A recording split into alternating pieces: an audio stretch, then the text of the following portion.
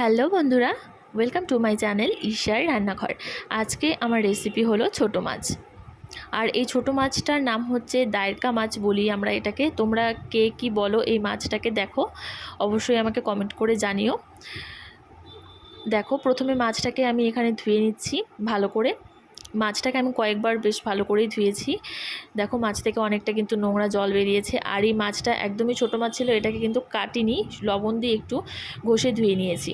দেখো, তারপর এখানে নিয়েছি মাছ, ভালো করে ধুয়ে নিয়ে এর মধ্যে দিয়ে দিচ্ছি নুন আর হলুদ। এবারে মাছটাকে মাখিয়ে নিচ্ছি। তারপর দেখো, এখানে নিয়েছি আমি পেঁয়াজ আর কাঁচা লঙ্কা।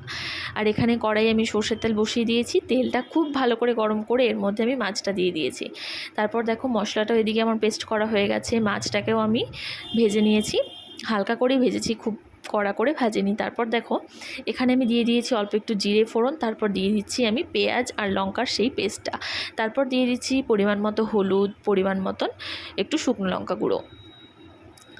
এবারে দিয়ে দিচ্ছি পরিমাণ মতো নুন। তারপর দেখো, এটাকে আমি বেশ কিছুক্ষণ ধরে ভালো করে কষিয়ে নিয়েছি। আর এই সময় গ্যাসের আঁচটাকে একদম আমি লো করে নিয়েছি। আর আজকের মাছটা আমি শুধুই মশলা দিয়ে রান্না করছি, কোনো রকম সবজি ইউজ করছি না এখানে আমি।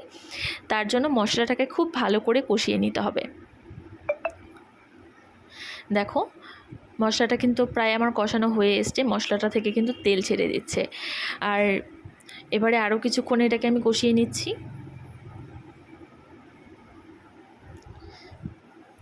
দেখো, এই যে মশলাটা কিন্তু আমার কষানো হয়ে গেছে।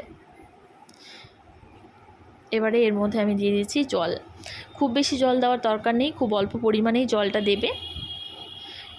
দেখো, এবার জলটা একটু ফুটে আসলে তারপর এর মধ্যে আমি ভেজে রাখা মাছগুলো দিয়ে দেব।